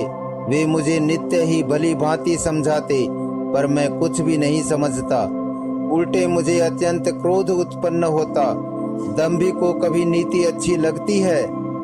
एक बार गुरुजी ने मुझे बुला लिया और बहुत प्रकार से परमार्थ नीति की शिक्षा दी कि हे पुत्र, शिव जी की सेवा का फल यही है कि श्री राम जी के चरणों में प्रगाढ़ भक्ति हो। हे तात, शिव जी और ब्रह्मा जी भी श्री राम जी को भजते हैं, फिर नीच मनुष्य की तो बात ही कितनी है। ब्रह्मा जी और शिव जी जिनके चरणों के प्रेमी हैं, अरे अभागे, उनसे द्रोह करके तू सुख चाहता है। गुरुजी ने शिव जी को हरि का सेवक कहा। यह सुनकर हे पक्षीराज, मेरा हृदय जल उठा। नीच जाति का मैं विद्या पाकर ऐसा हो गया। जैसे दूध पिलाने से सांप। अभिमानी, कुटिल, दुर्भाग्य और कुजाती मैं दिन रात गुरुजी से द्रोह करता। गुरुजी अत्यंत दयालु थे, उनको थोड़ा सा भी क्रोध नहीं आता। मेरे द्रोह करने पर भी वे बार बार मुझे उत्तम ज्ञान की ही शिक्षा देते थे। नीच मनुष्य जिससे बढ़ाई पाता है, वह सबसे पहले उसी को मारकर उसी का नाश करता है। हे भाई सुनिए, आग से उत्पन्न हुआ धुआं मेघ की पदवी पाकर उसी अग्नि को बुझा देता है। धूल रास्ते में निरादर से पड़ी रहती है और सदा सब राह चलने वालों की लातों की मार सहती है, पर जब पवन उसे उड़ाता ऊंचा उठाता है तो सबसे पहले वह उसी पवन को भर देती है और फिर राजाओं के नेत्रों और किरीटों मुकुटों पर पड़ती है। हे पक्षीराज गरुड़ जी सुनिए, ऐसी बात समझकर बुद्धिमान लोग अधम नीच का संग नहीं करते। कवि और पंडित ऐसी नीति कहते हैं कि दुष्ट से न कलह ही अच्छी है न प्रेम ही। हे गोसाई, उससे तो सदा उदासीन ही रहना चाहिए। दुष्ट को कुत्ते की तरह दूर से ही त्याग देना चाहिए। मैं दुष्ट था, हृदय में कपट और कुटिलता भरी थी, इसलिए यद्यपि गुरुजी हित की बात कहते थे पर मुझे वह सुहाती न थी। एक दिन मैं शिवजी के मंदिर में शिव नाम जप रहा था। उसी समय गुरुजी वहां आए, पर अभिमान के मारे मैंने उठकर उनको प्रणाम नहीं किया।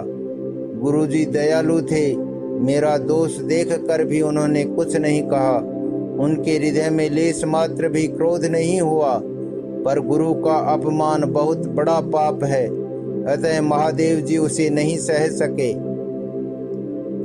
मंदिर में आकाशवाणी हुई कि अरे हतभाग्य मूर्ख अभिमानी, यद्यपि तेरे गुरु को क्रोध नहीं है, वे अत्यंत कृपालु चित्त के हैं और उन्हें पूर्ण तथा यथार्थ ज्ञान है, तो भी हे मूर्ख तुझको मैं साप दूंगा, क्योंकि नीति का विरोध मुझे अच्छा नहीं लगता। अरे दुष्ट, यदि मैं तुझे दंड ना दूं तो मेरा वेद मार्ग ही भ्रष्ट हो जाए। जो मूर्ख गुरु से ईर्ष्या करते हैं वे करोड़ों युगों तक रौरव नरक में पड़े रहते हैं, फिर वहां से निकलकर वे तिर्यक पशु पक्षी आदि योनियों में शरीर धारण करते हैं और 10,000 जन्मों तक दुख पाते रहते हैं। अरे पापी, तू गुरु के सामने अजगर की भांति बैठा रहा। रे दुष्ट, तेरी बुद्धि पाप से ढक गई है, अतः तू सर्प हो जा। और अरे अधम से भी अधम, इस अधोगति सर्प की नीची योनि को पाकर किसी बड़े भारी पेड़ के खोखले में जाकर रहे। शिवजी का भयानक शाप सुनकर गुरुजी ने हाहाकार किया। मुझे कांपता हुआ देखकर उनके हृदय में बड़ा संताप उत्पन्न हुआ। प्रेम सहित दंडवत करके वे ब्राह्मण श्री शिवजी के सामने हाथ जोड़कर मेरी भयंकर गति दंड का विचार कर गदगद वाणी से विनती करने लगे। हे मोक्ष रूप, विभु, व्यापक, ब्रह्म और वेद स्वरूप, ईशान दिशा के ईश्वर तथा सबके स्वामी श्री शिवजी, मैं आपको नमस्कार करता हूँ। निज स्वरूप में स्थित अर्थात मायादि रहित, मायिक गुणों से रहित, भेद रहित, इच्छा रहित, चेतन आकाश रूप एवं आकाश को ही वस्त्र रूप में धारण करने वाले दिगंबर अथवा आकाश को भी आच्छादित करने वाले आपको मैं भजता हूँ। निराकार, ओमकार के मूल, तुरीय, तीनों गुणों से अतीत, वाणी, ज्ञान और इंद्रियों से परे, कैलाशपति, विकराल, महाकाल के भी काल, कृपालु, गुणों के धाम, संसार से परे आप परमेश्वर को मैं नमस्कार करता हूँ।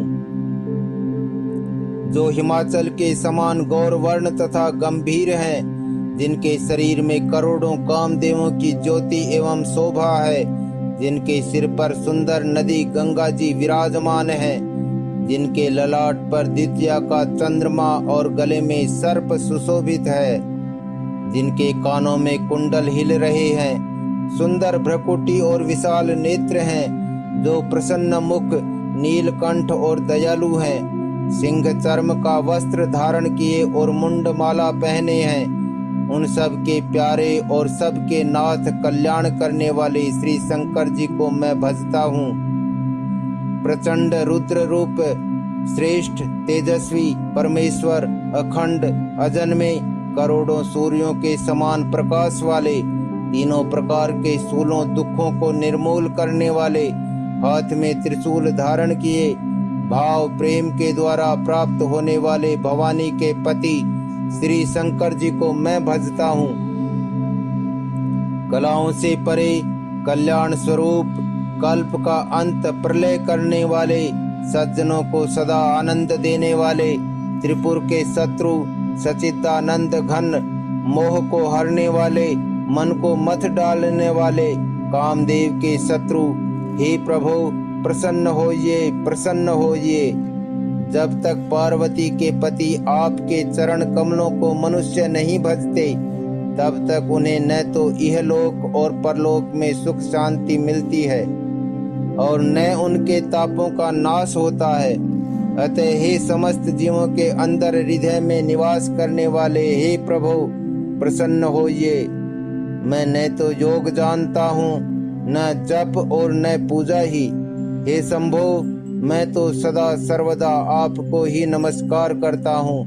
हे प्रभु, बुढ़ापा तथा जन्म मृत्यु के दुख समूहों से जलते हुए मुझ दुखी की दुख से रक्षा कीजिए।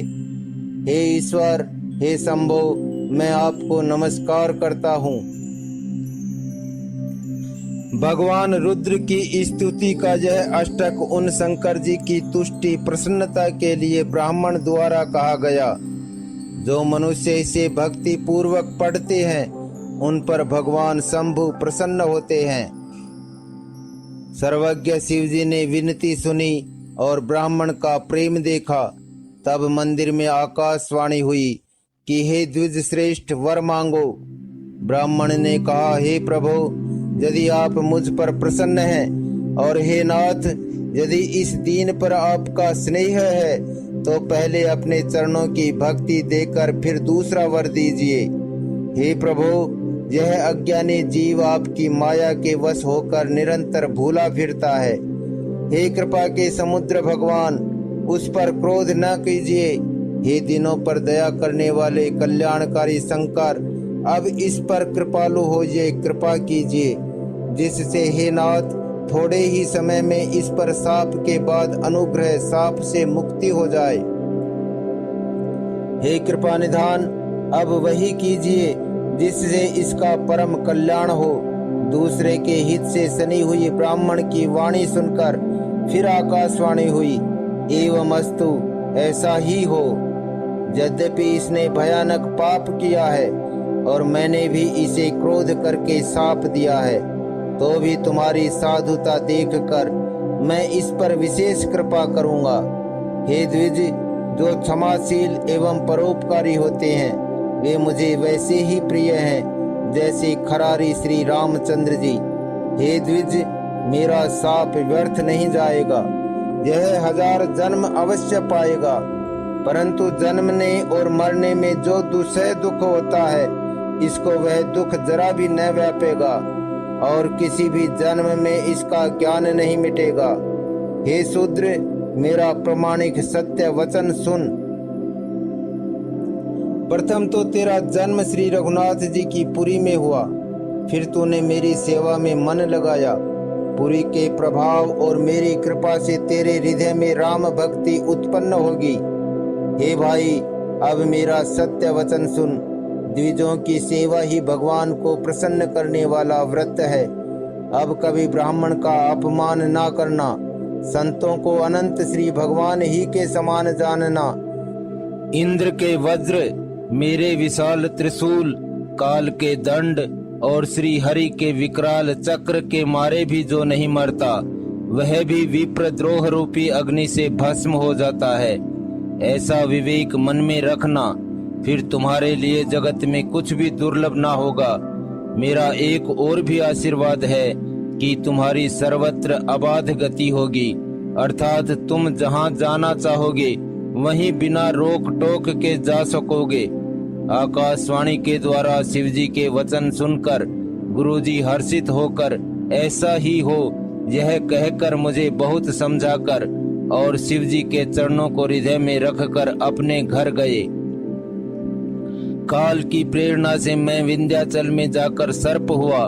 फिर कुछ काल बीतने पर बिना ही परिश्रम कष्ट के मैंने वह त्याग दिया। हे हरिवाहन, मैं जो भी शरीर धारण करता उसे बिना ही परिश्रम वैसे ही सुखपूर्वक त्याग देता था जैसे मनुष्य पुराना वस्त्र त्याग देता है और नया पहन लेता है।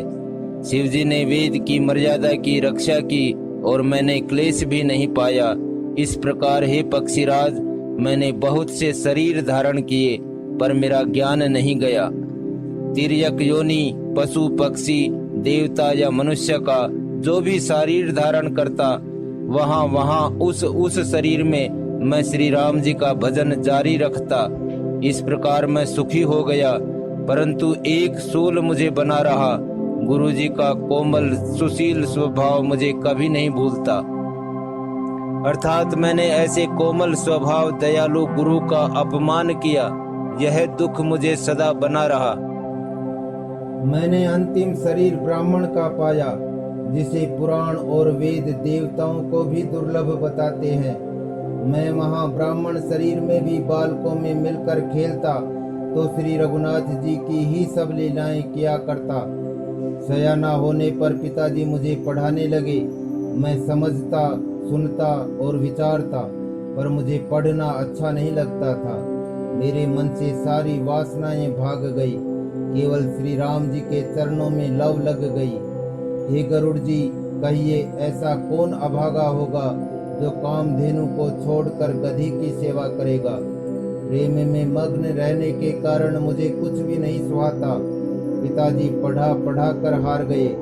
जब पिता माता कालवश हो गए, मर गए, तब मैं भक्तों की रक्षा करने वाले श्री राम जी का भजन करने के लिए वन में चला गया। वन में जहाँ जहाँ मुनीश्वरों के आश्रम पाता वहाँ जा जाकर उन्हें सिर नवाता। हे गरुड़ जी, उनसे मैं श्री राम जी के गुणों की कथाएं पूछता। वे कहते और मैं हर्षित होकर सुनता। इस प्रकार मैं सदा सर्वदा श्री हरि के गुणानुवाद सुनता फिरता। शिव जी की कृपा से मेरी सर्वत्र अबाधित गति थी, अर्थात मैं जहाँ चाहता वहीं जा सकता था। मेरी तीनों प्रकार की, पुत्र की, धन की और मान की गहरी प्रबल वासनाएं छूट गई और हृदय में एक यही लालसा अत्यंत बढ़ गई कि जब श्री राम जी के चरण कमलों के दर्शन करूं तब अपना जन्म सफल हुआ समझूं। जिनसे मैं पूछता वे ही मुनि ऐसा कहते कि ईश्वर सर्वभूतमय है। यह निर्गुण मत मुझे नहीं सुहाता था। हृदय में सगुण ब्रह्म पर प्रीति बढ़ रही थी। गुरु जी के वचनों का स्मरण करके मेरा मन श्री राम जी के चरणों में लग गया। मैं क्षण क्षण नया नया प्रेम प्राप्त करता हुआ श्री रघुनाथ जी का यश गाता फिरता था। सुमेरु पर्वत के शिखर पर बड़ की छाया में लोमस मुनि बैठे थे। उन्हें देखकर मैंने उनके चरणों में सिर नवाया और अत्यंत दीन वचन कहे। हे पक्षीराज, मेरे अत्यंत नम्र और कोमल वचन सुनकर कृपालु मुनि मुझसे आदर के साथ पूछने लगे, हे ब्राह्मण, आप किस कार्य से यहाँ आए हैं? तब मैंने कहा, हे कृपानिधि, आप सर्वज्ञ हैं और सुजान हैं। हे भगवान, मुझे सगुण ब्रह्म की आराधना की प्रक्रिया कहिए। तब हे पक्षीराज, मुनीश्वर ने श्री रघुनाथ जी के गुणों की कुछ कथाएं आदर सहित कही। फिर वे ब्रह्म ज्ञान परायण विज्ञानवान मुनि मुझे परम अधिकारी जानकर ब्रह्म का उपदेश करने लगे कि वह अजन्मा है, अद्वैत है, निर्गुण है और हृदय का स्वामी अंतर्यामी है। उसे कोई बुद्धि के द्वारा माप नहीं सकता। वह इच्छा रहित, नाम रहित, रूप रहित, अनुभव से जानने योग्य, अखंड और उपमा रहित है।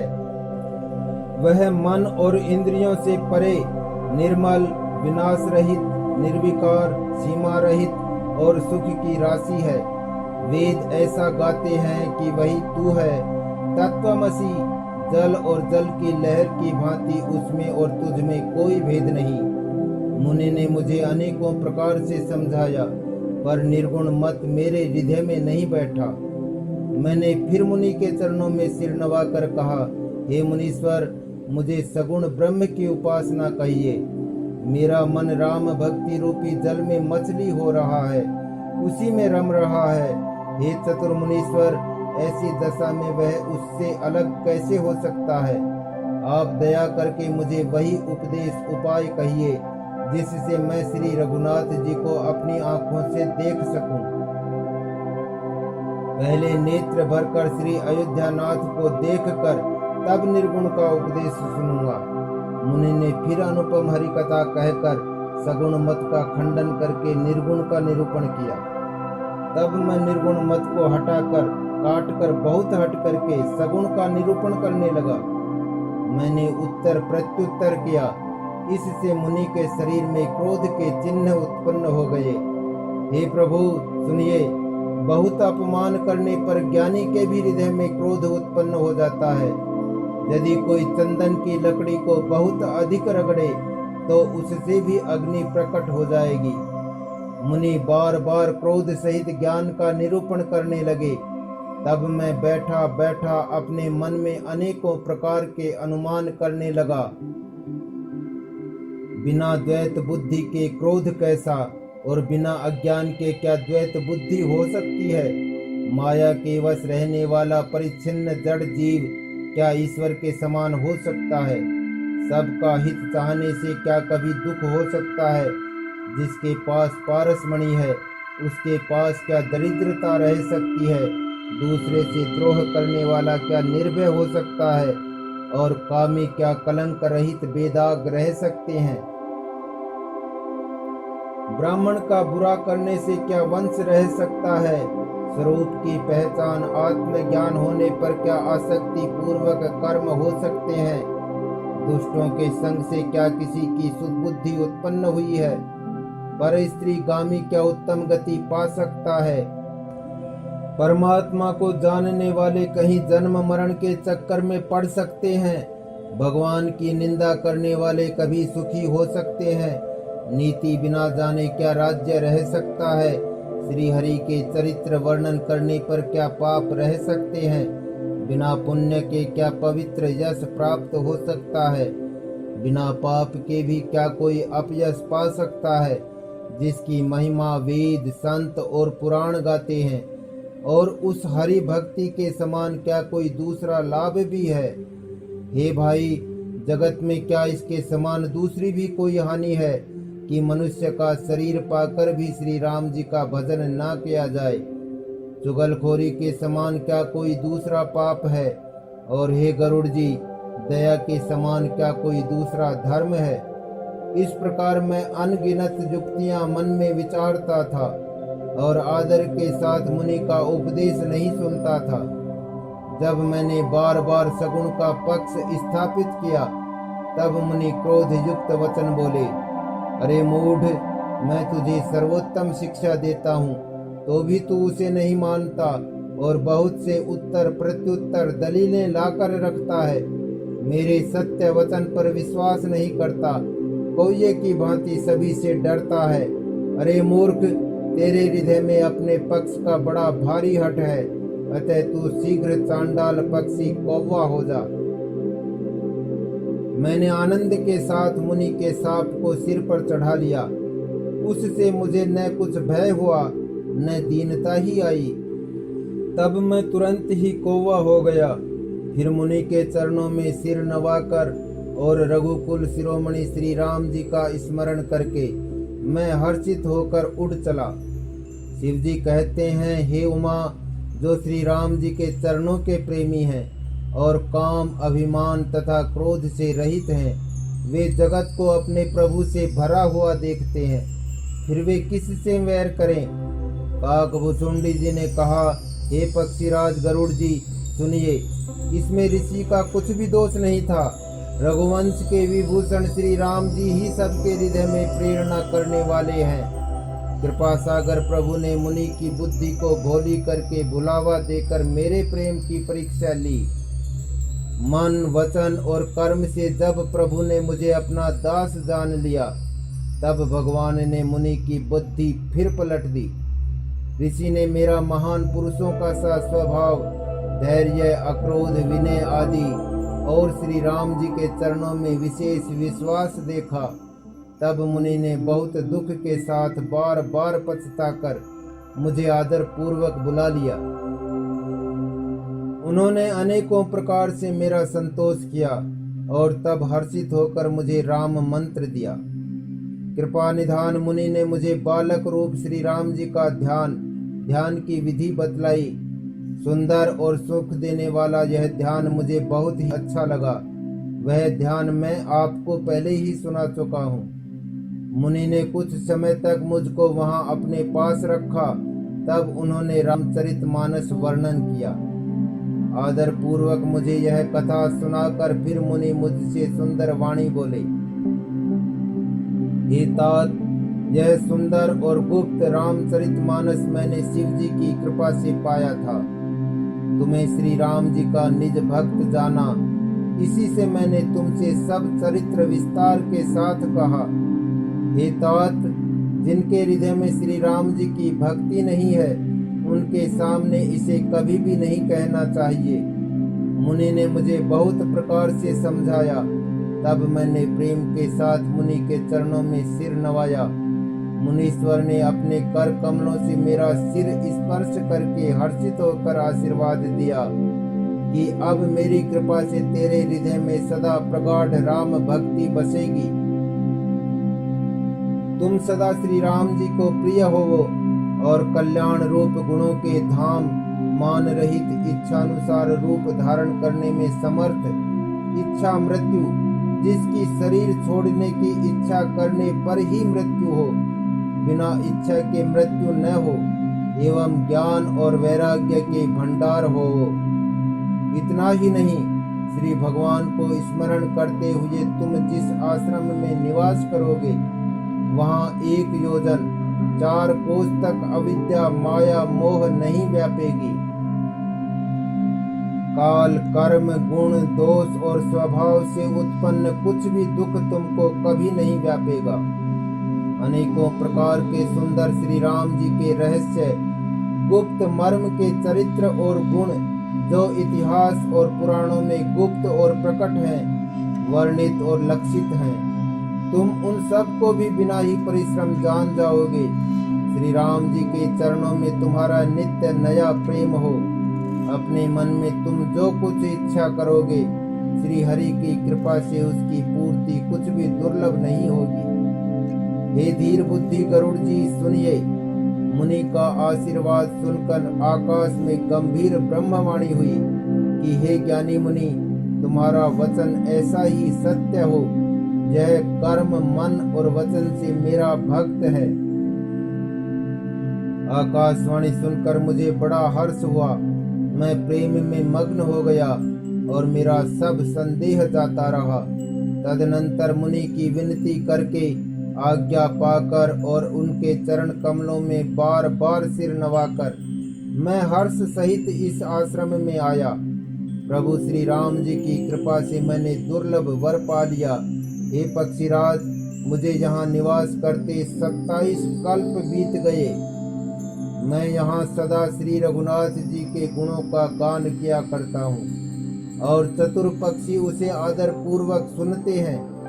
अयोध्यापुरी में जब श्री रघुवीर भक्तों के हित के लिए मनुष्य शरीर धारण करते हैं, तब मैं जाकर श्री राम जी की नगरी में रहता हूँ और प्रभु की शिशु लीला देख कर सुख प्राप्त करता हूँ। फिर हे पक्षीराज, श्री राम जी के शिशु रूप को हृदय में रख कर मैं अपने आश्रम में आ जाता हूँ। जिस कारण से मैंने कोये की देह पाई, वह सारी कथा आपको सुना दी। हे तात, मैंने आपके सब प्रश्नों के उत्तर कहे। कहा, राम भक्ति की बड़ी भारी महिमा है। मुझे अपना यह काक शरीर इसीलिए प्रिय है कि इसमें मुझे श्री राम जी के चरणों का प्रेम प्राप्त हुआ। इसी शरीर से मैंने अपने प्रभु के दर्शन पाए और मेरे सब संदेह जाते रहे, दूर हुए।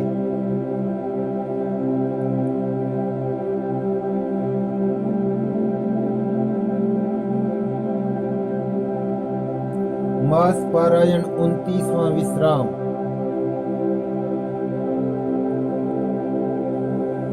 सियावर रामचंद्र जी की जय। उमापति महादेव जी की जय। आदौ राम तपोवनादिगमनं हत्वा मृगं काञ्चनं वैदेही हरणं जटायुमरणं सुग्रीव सम्भाषणं बालनिग्रहणं समुद्रतरणं लङ्कापुरीदाहनं पश्चाद् रावण कुम्भकर्ण हननम् एतद् रामायणम्।